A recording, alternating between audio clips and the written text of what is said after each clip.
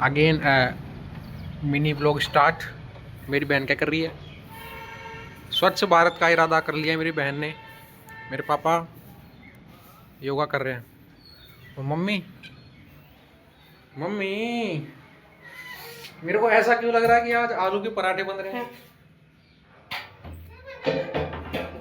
सही है सही है, देख के तो ये लग रहा है कि आलू के पराठे बनेंगे। ये मेरी मम्मी है। मम्मी, कुछ लोगों को लगता है कि मैं गुस्सा करता हूँ क्या मैं? मतलब मेरे जितना पोलाइट इंसान, मतलब मेरे को तो खुद पे क्रश हो जाता है कभी कभी। अब मम्मी बोलो ना 2 शब्द। नालायक। बस, मम्मी की नजरों में नालायक का मतलब होता है बहुत अच्छा बच्चा है ये।